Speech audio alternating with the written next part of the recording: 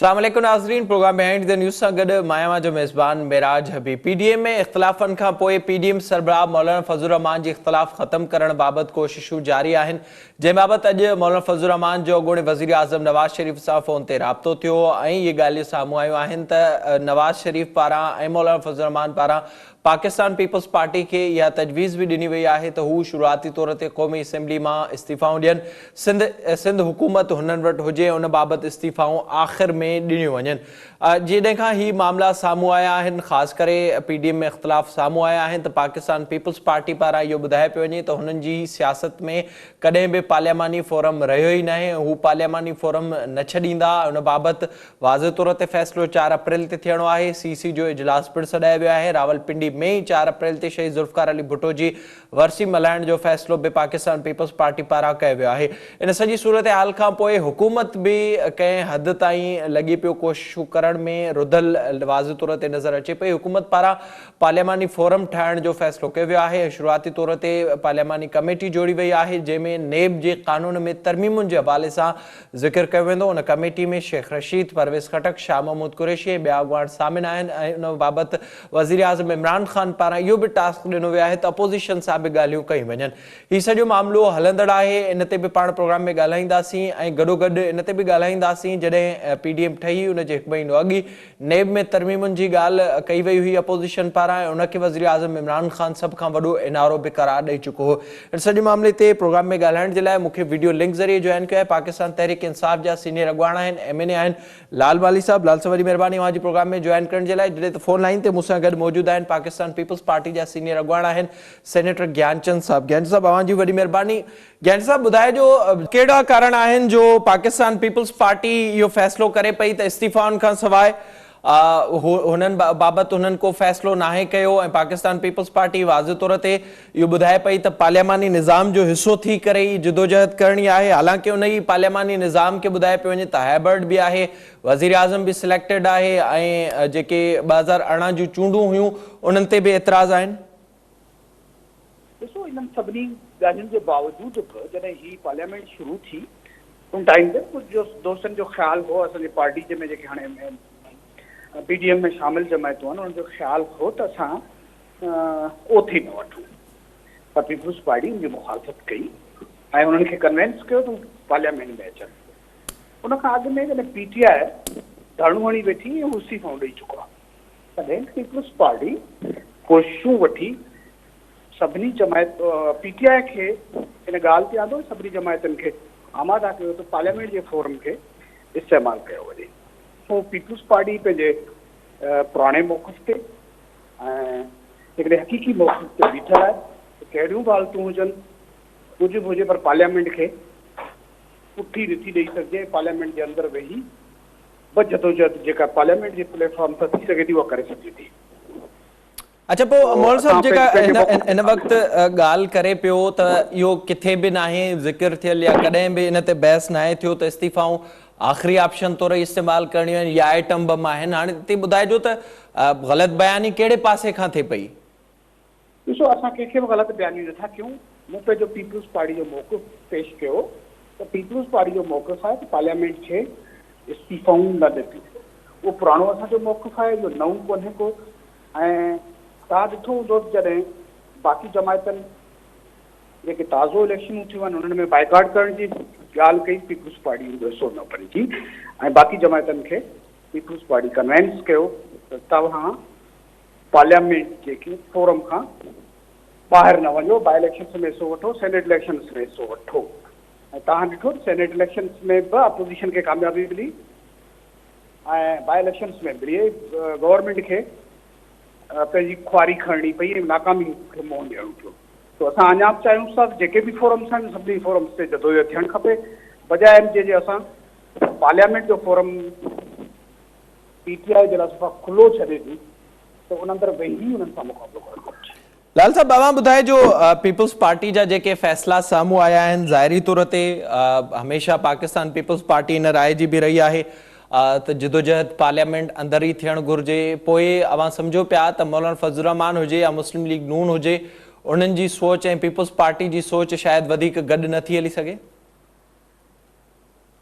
ॾिसो सभ खां पहिरीं त असीं पाकिस्तान तहरीक इंसाफ़ पीपल्स पार्टी जे इन फ़ैसिले जी आजिया करे थी त हू इस्तीफ़ाऊं न ॾींदी ऐं पार्लियामेंट जो फोरम यूज़ कंदी ऐं पार्लियामेंट में जेको पार्लियामेंट ज़ाहिरी ॻाल्हि आहे पार्लियामेंट जे फोरम ते छा थींदो आहे लेजिस्लेशन थींदी आहे कानून साज़ी थी आहे उन कानून साज़ी में हिसो वठंदी ऐं इहो सिंध जे माण्हू लाइ ख़ुशाइद ॻाल्हि आहे त हीअ रोडनि ऐं रस्तनि ते निकिरण ते बदिरां सिंध जे माण्हुनि ते ऐं सुठी गवर्नेंस ते ध्यानु ॾियनि सिंध जी हींअर इहा जेका आहे हालत आहे जेके म्यूनिसिपल कमेटीज़ आहिनि जिन जो कमु आहे हू पंहिंजो कमु प्रॉपर नमूने न पियो करे सघनि ऐं कुता जेके आहिनि हू बि हुननि खे बि हिकिड़े पासे नथा करे सघनि जेके सिंध जे माण्हुनि खे नौजवाननि खे ॿारनि खे बुज़ुर्गनि खे खाइनि था इन सिलसिले में जेकॾहिं हाईकोर्ट बि नोटिस वठे थी त सिंध हुकूमत उन खां विढ़ण लाइ तयारु आहे जेके तव्हां अॼु ॾिठो जेको मामिलो थियो आहे लिहाज़ा इहा त हिकिड़ी तमामु सुठी सोच आहे ऐं पंहिंजी हिकिड़ी तारीख़ बि आहे त जॾहिं जॾहिं पीपल्स पार्टी कहिड़ियूं जेकॾहिं के तहरीकूं हलियूं आहिनि जीअं तव्हांखे यादि हूंदो जेको तमामु वॾो ज़िक्र थींदो आहे चार्टर ऑफ डेमोक्रेसी जो मीसाक जमहूरियत जो जॾहिं उहो साइन थी रहियो हो त पीपल्स पार्टी उहो नवाज़ शरीफ़ खां चार्टर साइन थी रहियो हो त पीपल्स पार्टी उन वक़्तु मुशर्रफ खां एनआरओ जी डील करे रही ऐं पोइ एनआरओ जी डील तहत सॼा मामलात उन्हनि जा अॻियां वधिया तव्हांखे इहो बि यादि हूंदो जॾहिं हुकूमत अची वई त नवाज़ शरीफ़ खे इहो चई वञनि जेको आहे हुकूमत में शामिल करे वरितो हो त जेको पाण फ़ैसिला कंदासीं उन्हनि ते अमल कंदासीं ऐं पोइ तव्हां ॾिठो घुरबन जो डिक्लेरेशन थियो ऐं घुरबन डिक्लेरेशन जे बाद में इहो चई अमल करण खां पीपल्स पार्टी इनकार कयो त जेकॾहिं इहे को आसमानी सहीफ़ो न आहिनि एग्रीमेंट ॿिनि पार्टियुनि जे विच में ऐं इन्हनि सां फिरण को वॾो ॾोह कोन्हे ऐं पीपल्स पार्टी फ्री वई सो बहरहाल ओवरऑल जेकॾहिं ॾिसिजे जेके मौजूदा मुल्की हालात आहिनि उन में पीपल्स पार्टी सुठो फ़ैसिलो कयो आहे ऐं जेका पीडीएम आहे ॾिसो पीडीएम जा रुगो इन लाइ पीपल्स पार्टी लाइ बि न आहे तव्हां ॾिसो पीडीएम में नवाज़ शरीफ़ जी जमायत ॿी वॾी जमायत आहे उहे बि इहे एस्टेब्लिशमेंट खां जेको एग्रीमेंट करे ऐं मुआइदा करे ॿार ईंदा रहिया आहिनि ऐं ॿार ईंदा रहिया आहिनि ऐं सॼो हीउ मामिलो हलंदो रहियो आहे तो हाणे बहितर आहे त हीअ ॿई सियासी पार्टियूं पार्लियामेंट जे में अचनि ऐं पार्लियामेंट में वेही पंहिंजे उन जो बहितर इस्तेमालु कनि पार्लियामेंट जे फोरम जो ऐं माण्हुनि जी भलाई लाइ कानून साज़ी में हिसो वठनि गैंजा साहब ज़ाहिरा कुछ ॾींहंनि खां पीटीआई तजवीज़ूं ॾे पई ऐं हुननि इन फ़ैसिले खे बहितर करार ॾिनो आहे मुख़्तलिफ़ वफ़ाक़ी वज़ीर भी ॻाल्हि कनि पिया त पीपल्स पार्टी जो इहो बहितर फ़ैसिलो आहे पर ॿिए पासे मरियम नवाज़ इहो चए पई त इमरान ख़ान जे लाइ हाणे ॿी फोर्स ठहण वञे पई ऐं सब्सिट्यूट तयारु थिए पियो हाणे इमरान ख़ान खे इन ते वधीक परेशान थियणु घुरिजे छा वाकई उहो तरीक़ेकार आहे एस्टेब्लिशमेंट सां मिली मामलनि खे सेट करण जो पीपल्स पार्टी जो ॾिसो पीपल्स पार्टी पंहिंजे भरपूर तयारियुनि सां मैदान में आहे असांजो नौजवान लीडर आहे बिलावल भुट्टो साहब उन गिलगित बल्तिस्तान खां वठी ख़ैबर पख्तूनख्वा खां वठी सिंध बलोचिस्तान पंजाब में भरपूर पंहिंजी प्रेज़ेंस खे शो कयो आहे ऐं पंहिंजे नज़रिए खे माण्हुनि जे अॻियां रखियो आहे तव्हांखे ख़बर आहे त इस्टेब्लिशमेंट हमेशह पीपल्स पार्टी जे ख़िलाफ़ रही आहे उन ते मुख़्तलिफ़ क़िस्म जा इल्ज़ामात लॻंदा रहिया आहिनि ऐं पीपल्स पार्टी खे सिर्फ़ु इल्ज़ाम कोन लॻिया न पीपल्स पार्टी खे उनजे बदिले में सज़ाऊं मिलियूं आहिनि फाहीद ते चाढ़ियो वियो आहे सरे राह मारियो वियो आहे असांजी लीडरशिप खे पोइ बि पीपल्स पार्टी पंहिंजे मैदान ते रही आहे हिन वक़्त में जॾहिं सभिनी पार्टियुनि खे ऑब्ज़र्व कजे थो त पब्लिक इन ओपिनियन ते अची बीठी आहे त मुल्क जी जेकॾहिं अॻिते वठी वञी सघे थो हिन सभिनी क्राइसिस में जेकॾहिं का पार्टी ऐं लीडरशिप अॻिते वठी वञी सघे थी उहा पीपल्स पार्टी खां सवाइ ॿी का पार्टी कोन्हे को सो इमरान ख़ान जे नाकाबियुनि खां पोइ इमरान ख़ान जी नाहिली ऐं बैड गवर्नेंस खां पोइ हेॾे सॼे महांगाई जे तूफ़ाननि खां पोइ माण्हुनि जी नज़र यकीनन बिलावल तरफ़ आहे ऐं उहो इन करे आहे त उहो बाहिम्मत तरीक़े सां हू मैदान ते रहियो आहे ऐं उसूली जदोजहद सां हू अॻिते वधे लाल साहब इन जो भी यकीनन अवां जवाब ॾिजो जेका ॻाल्हि ज्ञानचा साहब चवे पियो त हिन वक़्तु अवाम जूं नज़रूं बिलावल ते आहिनि पर अब जेका कल हिकु ॿी डेवलपमेंट थी आहे ज़ाहिरा असां ॾिठोसीं जॾहिं FATF वारो मामिलो पार्लियामेंट में आयो कुरैशी साहब जी सरबराही में कमेटी जोड़ी वई त उन में नेब में तरमीमुनि जी ॻाल्हि अपोज़िशन कई हुई गुज़िरियल साल अगस्त में इहो मामिलो आयो सेप्टेंबर में असां ॾिठोसीं PDM जो क़याम थियो ऐं बिलावल हाउस में ई उहा पहिरीं मुलाक़ात थी त हाणे जेको काल्ह फ़ैसिलो थियो आहे इन बाबति कमेटी जोड़ण जो, नेब जे तरमीमुनि जे हवाले सां 10 रुकनी कमेटी अपोज़िशन सां ॻाल्हाइण जो बि ॻाल्हियूं थियनि पियूं, त इहो ख़्यालु ख़ान साहब खे कीअं आयो, जॾहिं त उन वक़्तु इमरान ख़ान ॿुधाए पियो त NRO हिन शिकिल में अपोज़िशन घुरे पई, हाणे पाण कीअं PTI चाहे पई त उन क़ानून में तरमीमूं कयूं वञनि? अच्छा, पहिरीं ॻाल्हि त आउं ॻाल्हि इहो तस्लीम नथो कयां त एस्टेब्लिशमेंट हमेशह को पीपल्स पार्टी जे ख़िलाफ़ रही आहे। तव्हांखे पहिरीं ज़िक्र कयो जो जॾहिं इहो चार्टर ऑफ डेमोक्रेसी साइन थियो पिए त ओॾी महिल मुशर्रफ सां हिननि NRO वरितो। जहिड़ी तरह मुंहिंजे भाउ ज्ञान चंद चयो त हाणे माण्हू ॾिसनि पिया पाकिस्तान जी अवाम जेका आहे पीपल्स पार्टी ॾांहुं, त बेसिकली पीपल्स पार्टी पाकिस्तान मां ख़तमु थी चुकी आहे, जंहिंमें पंजाब, KPK, बलूचिस्तान, सिंध जे सिर्फ़ु कुझु ज़िलनि में उहो मौजूदु आहे। ऐं तव्हां हींअर जेको ज़रदारी साहिबु ख़िताबु कयो PDM में, तॾहिं PDM में बि इहा ॻाल्हि कई त जेको तव्हां जेको आहियो पंहिंजो लीडर आहियो पंजाब जा, ऐं आउं सिंध जो लीडर आहियां, यानी पंजाब सां त हू बाक़ाइदा जेको मुल्क जी वॾी पॉपुलेशन वारो हिकिड़ो सूबो आहे उन्हनि सां हू बाक़ाइदा हथ खणी चुका आहिनि। त लिहाज़ा पीपल्स पार्टी जा हाणे स्टेक तमामु नंढा थी विया आहिनि ऐं उहो कुझु ज़िलनि ताईं महदूद आहिनि। जेसिताईं नेब जी ॻाल्हि कई, मूंखे ख़बर नाहे तव्हांजे वाता आउं ॿुधां पियो त नेब जे हवाले सां का ॻाल्हि थी आहे। मूंखे सिर्फ़ु इहा ख़बर आहे त प्राइम मिनिस्टर हिकिड़ो लेटर लिखियो आहे ऐं हुन में चयो आहे स्पीकर खे त हिकिड़ी पार्लियामेंटी कमेटी जुड़णु घुरिजे जेको इलेक्टोरल रिफॉर्म्स करे, छाकाणि जो पाकिस्तान तहरीक इंसाफ़ बिलीव करे थी इन में ट्रांसपेरेंट इलेक्शन्स हुजनि, ट्रांसपेरेंसी अचे ऐं शफ़ाफ़ियत हुजे। ऐं इन सिलसिले में वरी बि उन सिकिड़ो तव्हां ॾिसो, असांजे सेनेट इलेक्शन में असां मुकमल कोशिशि कई, असां चाहियोसीं थी पए त सेनेट इलेक्शन जेका आहे उहा जेका आहे पंहिंजो थिए साफ़ ऐं शफ़ाफ़ थिए, पर उहो साफ़ ऐं शफ़ाफ़ न थी सघी। इलेक्शन कमीशन उन में नाकाम थी वियो। हाणे थी चऊं था इंटर चूंडूं जेके आहिनि, छाकाणि हाणे त पाकिस्तान तहरीक इंसाफ़ खे कंहिं क़िस्म जो को चैलेंज कान्हे। PGM छड़ो छड़ थी वई आहे ऐं PGM जे जिस्म मां रूह निकिरी चुको आहे। या भले बि ॼाण आहे जहिड़े तरीक़े खां प्रेस कॉन्फ्रेंस थियूं, हाणे ईअं त नकली ॾाढी चइबी, जेकॾहिं केरु न मञे त उनजी मर्ज़ी आहे, पर उहो ख़तमु थी चुकी आहे। पाकिस्तान तहरीक इंसाफ़ खे को चैलेंज कोन्हे, पर इमरान ख़ान चाहे थो त अपोज़िशन खे फेस सेविंग ॾिजे, अपोज़िशन जेका आहे उहो मैदान में अचे, पार्लियामेंट जे फ्लोर खे इस्तेमालु करे ऐं लेजिस्लेशन करे, ताकी अहिड़ी इलेक्शन कराए सघिजे जंहिंमें कॾहिं बि हिक ॿिए ते को इल्ज़ाम न लॻाए सघे त हुननि जो त हीउ इलेक्शन में को मामलो ख़राब थियो आहे। पाकिस्तान तहरीक इंसाफ़ जे चेयरमैन बेसिकली जेको दावत ॾिनी आहे उहो अपोज़िशन खे ॾिनी आहे ऐं उहो थ्रू स्पीकर ॾिनी आहे। पार्लियामेंट जो फ्लोर इस्तेमालु, जेको पीपल्स पार्टी चए थी असीं पार्लियामेंट जो फ्लोर इस्तेमालु कंदासीं, उन लाइ ॾिनी आहे। न सिर्फ़ु इहो ॾिनी आहे, पर जेके वाक़ियात थिया आहिनि वेझे माज़ी में नाख़ुशगवार पार्लियामेंट में हुजनि या पार्लियामेंट खां ॿाहिरि हुजनि, उन लाइ बि स्पीकर हिकिड़ी सीनियर सियासतदाननि ते बदल हिकिड़ी कमेटी जोड़ी आहे जेको बि उन्हनि खे इन्वेस्टिगेट कंदी। ऐं असीं हर सूरत में चाहियूं था पाकिस्तान तहरीक इंसाफ़ ऐं इमरान ख़ान उहो वाहिद शख़्स आहे जेको पूरी दुनिया में फर्स्ट टाइम इहो कॉन्सेप्ट खणी आयो त एम्पायर जेके आहिनि उहे न्यूट्रल हुअणु घुरिजनि, छाकाणि त पहिरीं हर मुल्क पंहिंजा एम्पायर मुक़ररु कंदो हो।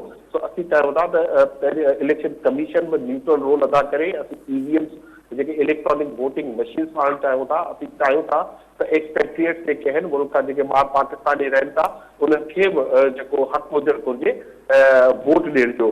सो इहो मल्टी पर्पज़ हिकिड़ी कमेटी ठाहिण लाइ इमरान ख़ान चाहे थो त ठहे ऐं उहो करे। हाणे जेकॾहिं अपोज़िशन चाहे थी त जेकॾहिं पार्लियामेंट जो फोरम खे इस्तेमालु कनि, इहो बहितरीन टाइम आहे, उहो इस्तेमालु करे ऐं आवाम जी भलाई लाइ लेजिस्लेशन करे। ज्ञान साहब, अवां ॿुधाए जो ज़ाहिरा जॾहिं PDM में इख़्तिलाफ़नि जूं ख़बरूं साम्हूं आयूं, अवां बि चयो पिया पाकिस्तान पीपल्स पार्टी जो हमेशा खां इहो नैरेटिव रहियो आहे इस्तीफ़ाउनि वारे मामले वटि। मौलाना साहब हिन वक़्तु या मुस्लिम लीग नून इहो चाहे पई त इस्तीफ़ाऊं ॾेई इस्लामाबाद तरफ़ वञे, हिन हुकूमत खे घरभेड़ो कजे। उन वक़्त में हुकूमत इहा ऑफर्स करे पई त हाणे पार्लियामानी फोरम खे इस्तेमालु कयो वञे ऐं जेको हमेशा खां हिन मुल्क जे अवाम जो ख़्वाबु रहियो आहे, कॾहिं बि साफ़ शफ़ाफ़ चूंडूं न आहिनि थी सघियूं, हर भेरे इल्ज़ाम लॻनि था, त उन लाइ हिकु बहितर फोरम ते अची रिफॉर्म्स आणजनि। छा उन में पीपल्स पार्टी हुकूमत जो साथ ॾियण ते सोचे पई? ॾिसो, हिन में हुकूमत खे साथ ॾियण जो को क्वेश्चन कोन्हे, को पहिरीं ॻाल्हि आहे। ॿिए नंबर ते त इमरान ख़ान मां का चङाई जी उमेद रखी कोन थी सघिजे। टे नंबर ते इहो आहे त नेब जे हवाले सां फारूक नायक जो बिल सेनेट में टेबल थियो ऐं उहो कमेटी वटि अंडर डिस्कशन आहे। जेकॾहिं गवर्नमेंट चाहे थी त उन बिल ते अचे ऐं उन बिल ते के तरमीमूं आणे कमेटी जे अंदरि, जेको फारूक नायक बिल पेश करे चुको आहे। जेकॾहिं इमरान ख़ान जे इंटरेस्ट में का ॻाल्हि करणी आहे त यकीन पीपल्स पार्टी उनजो हिसो न थी सघे। नेशनल इंटरेस्ट में असां FATF ते बि हिननि जी असां सपोर्ट कई ही, गवर्नमेंट जो बिल आंदा हुआ उनजी सपोर्ट कई ही, उनजे लाइ बाक़ाइदा डायलॉग थियो। जेकॾहिं इमरान ख़ान पंहिंजी उन अना ते इन कंटेनर तां हेठि लहण लाइ तयारु न आहे, पर उन नेशनल इंटरेस्ट में नेब पो केॾां अची वियो, जंहिंजी कुरेश साहब बि फ्लोर ते ॻाल्हि कई हुई त ही तरमीमूं खणी आया।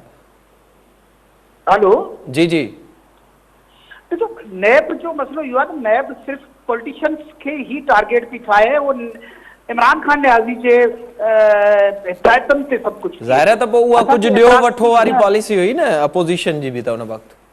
असां चऊं था त अक्रॉस द बोर्ड अकाउंटेबिलिटी थियणु खपे। हुन में सिलाई मशीननि ते त तव्हां हुननि खे को पैकेज ॾेई छॾे ॾियो, तव्हां मालिक जबा ते छॾे ॾियो, उते जो जेको DG नैब आहे उहो जेकॾहिं रिटायर थिए त उनखे दुबारा वठी अचो, छाकाणि त हू तव्हांखे हथ नथो विझे। इन क़िस्म जी सूरत हाल थिए थी। इलेक्शन में छा थियो? इलेक्शन में हिकिड़े पासे तव्हांखे शफ़ाफ़त खपंदी, पर जॾहिं नेशनल असेंबली में इलेक्शन थी वियूं त सेनेट जे चेयरमैन जे इलेक्शन्स में छा थियो? त इन क़िस्म जूं जेकॾहिं यू टर्म वटि पंहिंजे ई मफ़ादनि खे ॾिसबो त सभिनी खे गॾिजी हली थो सघे। के बि ॻाल्हियूं जेकॾहिं क़ौमी मफ़ाद में आहिनि त उनजे लाइ वेही सघिजे थो, नेशनल लीडरशिप ई वेही सघे थी। ऐं उन लाइ इमरान ख़ान खे हिकु नेशनल लीडर तौरु अचणो पवंदो। PTI जो हिकु नाहिल क़िस्म जो प्राइम मिनिस्टर ऐं सिर्फ़ु PTI जो प्राइम मिनिस्टर थी हलणो कोन पवंदो। ऐं मुख़्तलिफ़ जेके इशारा आहिनि के मिलनि था, जेके डोरियूं हिलनि थियूं, उन्हनि डोरियुनि ते फैसला करणा कोन पवंदा। इन तरफ़ मामलो वेंदे भी नज़र अचे पियो। लाल साहब, अवां ॿुधाइजो क्विकली त छा हाणे वाकई हुकूमत इन मामले ते संजीदगी सां हिकु भेरो ॿीहर सोचे पई त हाणे पार्लियामेंट ते अचिजे, ऐं पीपल्स पार्टी बि चवे पई त पार्लियामेंट जो फोरम नाहे छॾिणो, ऐं पीपल्स पार्टी सां गॾिजी पोइ के फ़ैसिला कया वञनि, अगरि नून लीग बि साथ ॾे थी त खणी पोइ नेब जो मामलो हुजे या इलेक्शन रिफॉर्म्स जी ॻाल्हि हुजे, उन ते हुकूमत इन ते संजीदगी सां हाणे सोचे पई? ॾिसो, हाणे सोचण जी ॻाल्हि आहे। ॿी संजीदा हुई, अॼु बि संजीदा हुई, कल्ह बि संजीदा हुई। तव्हांखे यादि हूंदो इमरान ख़ान पार्लियामेंट में अची चयो त हर हफ़्ते अचणु चाहियां थो ऐं अची अपोजिशन जे सवालनि जा जवाब ॾियणु चाहियां थो, पर अपोजिशन हुई जंहिंखे इहा ॻाल्हि क़बूल न हुई। वन थिंग और द अदर, उन्हनि ऑब्जेक्शन कया, उन्हनि कोड कयो प्राइम मिनिस्टर खे। उनखे पहिरियों ख़िताब जेके थियनि था वॾा साधू महात्मा, हिननि पहिरियों ख़िताब प्राइम मिनिस्टर खे खणण कोन ॾिनो हो ऐं हिननि पंहिंजे गोड़ जारी रखियो हो। पाकिस्तान तहरीक इंसाफ़ सीरियस आहे ऐं हिन जो कोई क़िस्म जी शक जी गुंजाइश न आहे। ऐं ॿियो हिकिड़ी शइ जेका आहे उहो दोस्तनि खे सम्झणु घुरिजे त प्राइम मिनिस्टर में ऐं पार्लियामेंट में फ़र्क़ु आहे। प्राइम मिनिस्टर गवर्नमेंट आहे, उहो कैबिनेट खे हेड करे थो। जॾहिं पार्लियामेंट जी ॻाल्हि कयूं था त पार्लियामेंट जो मसइलो नेशनल असेंबली ऐं सेनेट हुजे थो ऐं उन जी कमेटी जी ॻाल्हि थिए थी त माना पार्लियामानी कमेटी जी ॻाल्हि थिए थी। ऐं उहो पार्लियामेंट आहे जेको पाकिस्तान जो आइन चए थो सुप्रीम आहे, जंहिंजो राग पार्टियूं जेके ॻाईंदियूं रहनि थियूं त पार्लियामेंट सुप्रीम आहे। पर जॾहिं पार्लियामेंट में हुननि खे वेही ॻाल्हाइण जो चए थो त चवनि था इमरान ख़ान सां कोन ॻाल्हाईंदासीं, हीअ कोन कंदासीं, हू कोन कंदासीं, हीअ बि टियों रस्तो वठण जी कोशिशि कंदा। पर मूंखे ख़बर आहे, ज़ाती तरफ़ सां हुतां खां ख़बर शेयर कयां, पीपल्स पार्टी इन जो हिसो थींदी ऐं उन जूं कुझु मजबूरी आहिनि जंहिंजे करे हुननि खे इन मामले जो हिसो थियणो आहे। कहिड़ियूं मजबूरी आहिनि लाल साहब, इहो बि ॿुधायो, छा पीपल्स पार्टी सिंध हुकूमत नथी छॾणु चाहे? अच्छा उहो त आहे न, सिंध हुकूमत हिकिड़ो त सिंध हुकूमत हुनजो हक़ आहे, हुन खटे आया आहिनि इलेक्शन ऐं सिंध में उहो हुकूमत कनि था, हुनजो राइट आहे। पाकिस्तान तहरीक इंसाफ़ हुनजे राइट खे तस्लीम कयो आहे। पर गवर्नेंस जो मामलो आहे, गवर्नेंस न ॾेई सघिया आहिनि। जेको हाई कोर्ट जो बाबू चयो त अॼु जेका हेडलाइन्स आहिनि चैनलनि ते त जेको हाई कोर्ट कोशिशि करे थी त सिंध जे माण्हुनि खे, नंढड़े ॿारनि खे, बुज़ुर्गनि खे, हीअ जेके रोलू कुत्ता जेके हुजनि था म्यूनिसिपल जी लिमिट्स में, उन्हनि खे कंटेन करे उन्हनि खे बचाए सघे त उन ते बि हिननि सख़्तु रिएक्शन जो इज़हार कयो आहे त हाई कोर्ट इहे छो थी चए। ऐं साॻी इहा जेकॾहिं PTI ॻाल्हि करियां त सम्झंदा त को कोर्टनि ते को वॾो हमलो थी वियो आहे ऐं सत्ता जब तव्हां ॾिसंदव त पीपल्स पार्टी हिननि सभिनी शइ जो हिसो बि थींदी ऐं रिफॉर्म्स जो हिसो बि थींदी। लेट्स सी, ज़ाहिर इहो वक़्तु ॿुधाईंदो। वॾी महिरबानी, thank you so much Lal Sahab programme में वक़्तु ॾियण जे लाइ। ज्ञान साहब, अवां जी बि वॾी महिरबानी प्रोग्राम में वक़्तु ॾियण जे लाइ। ज़ाहिरी तौर ते हिन वक़्तु पाकिस्तान पीपल्स पार्टी ऐं पीटीआई में जेके इख़्तिलाफ़ हुआ उहे घटि थींदे नज़र अचनि पिया। पार्लियामानी कमेटियुनि जी ॻाल्हि हुकूमत तरफ़ां थिए पई त पाकिस्तान पीपल्स पार्टी तरफ़ां इहा ॻाल्हि थिए पई त हुन जी माज़ी में ई इहा ॻाल्हि वाज़िह थियल आहे त पार्लियामेंट जो फोरम पीपल्स पार्टी कॾहिं न छॾींदी। ॾिसिजे त अहिड़ी सूरत हाल में पीडीएम जी तहरीक किथे पहुचे थी। इन खां अलावा पाण प्रोग्राम में ज़िक्र कंदासीं अफ़गानिस्तान ऐं अमरीका जे मामलनि जे हवाले से। वक़्तु ब्रेक जो असां सां गॾु रहिजो।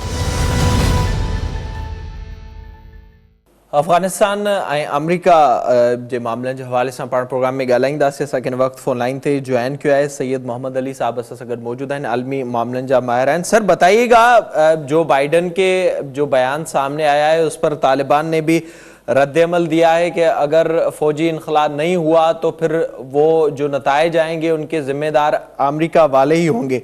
कैसे देख रहे हैं आप सूरत हाल को?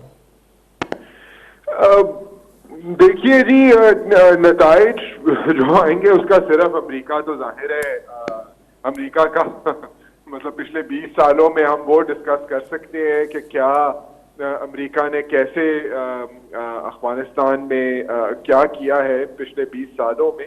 मगर देखिए, इस वक्त जो ट्रंप की एडमिनिस्ट्रेशन है उन्होंने ये फैसला कर लिया कि हम सुलह सफाई से तालिबान के साथ, क्योंकि उनको वो हरा नहीं सक रहे थे, जिस तरह की अमेरिका की बड़ा मुश्किल होता है इतनी दूर जाकर किसी मुल्क में। वियतनाम में भी ये मसाइल आए थे अमेरिका को, तो इतने पैसे भी वहाँ इस्तेमाल हुए। वो हम बहस कर सकते हैं कि वो पैसे कैसे इस्तेमाल हुए और क्या करना चाहिए था और अफगान लोगों का कितना फायदा हुआ।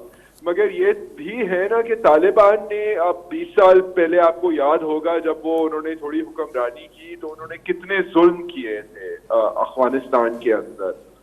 तो ये है कि और उनका भी कोई जब से ये ट्रंप साहब ने कहा कि जी अच्छा ठीक है हम बात मान लेते हैं हमसाये ममालिक की और हम मुआहदा इनसे कर लेते हैं, तो मुआहदा तो था कि जी ये अलकायदा को जो है वो जगह नहीं देंगे, जो अभी तक इसके को नजर नहीं आया कि वो तालिबान ने बिल्कुल ताल्लुकात उनसे तोड़े हैं कि नहीं तोड़े।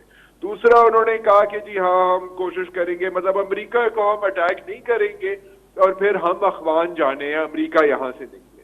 तो वो अब ऐसी चीज थी कि उसके अंदर बहुत सारे हमसाये ममालिक के भी खदशात हैं और चीन को डर है, इंडिया को डर है, पाकिस्तान को डर है। पाकिस्तान और इंडिया एक सफ़े पर नहीं है। पाकिस्तान के अपने खदशात हैं, इंडिया के अपने हैं कि अफगान हुकूमत जो है वो किसके साथ ज्यादा क्लोज होगी। तो ये खदशात हैं, ये नहीं कि हर कोई जो है वो एक ही तरह की सालसी चाहता है। तो पेचीदगियां इसके अंदर हैं, मगर उसके बावजूद ये है कि कोई भी ये नहीं चाहता कि जी जो पिछले 20 साल पहले जब हुआ, जब सऊदी की मदद से और पाकिस्तान की मदद से तालिबान बन गए, उनको धड़ाधड़ असला भी मिल गया, अफगानिस्तान में से उन्होंने रूस को तो निकाल दिया और फिर आपस में जो खून खराबा हुआ और मसला हुआ, तो अमेरिका की तनकीद फिर बहुत सारे ममालिक ने की। तो अब ये ट्रंप ने तो मतलब कर दिया कि जी बस ठीक है हम दोस्ती करके हम तो निकले। तो अब जो नई एडमिनिस्ट्रेशन आई है वो कम से कम उनके ऊपर ये प्रेशर है कि जी आप इस तरह निकल गए तो यहाँ पर तो फिर बड़ी मुसीबत मचेगी, क्योंकि अफगानिस्तान के अंदर तो वो तालिबान ने नहीं छोड़ा किसी सहाफी को, किसी जज को।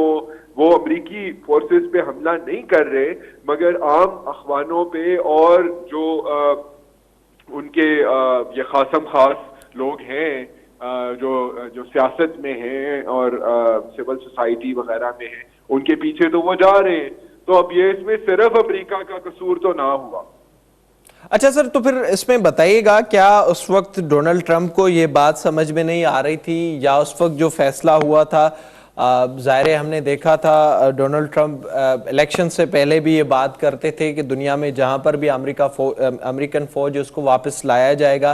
फिर हमने देखा कि इलेक्शन से पहले काफ़ी चीज़ों में हमें डेवलपमेंट्स होते हुए भी नज़र आई। तो अब क्या जो बाइडन मुकम्मल तरह से ये चाह रहे हैं वो जो मुआहदा हुआ था उस पर अमल नहीं किया जाएगा, या फिर फिलहाल इसको डिले टैक्टिक्स के तौर पर अमेरिका इस्तेमाल कर रहा है? नहीं जी, अमेरिका को डिले टैक्टिक्स मतलब उसको कहना जो है वो भी मेरी नजर में ज्यादती होगी। मैं को अमेरिका की तारीफ करने की कोशिश नहीं कर रहा, मगर देखिए ना, वो जो मुआहदा इन्होंने किया, एक तो वो मुआहदा जो था उसमें भी मसले थे। मैं ये नहीं कह रहा कि अफगानिस्तान के अंदर जंग ही होती जाती, 19 साल 20 साल अमेरिका आ गया, इतने पैसे खर्च कर दिए, तो आम अफगान का क्या फायदा हुआ। तो मत ये तो नहीं मैं कह रहा, और प्लस तालिबान जो है उनको वो हरा भी नहीं सके उस तरह।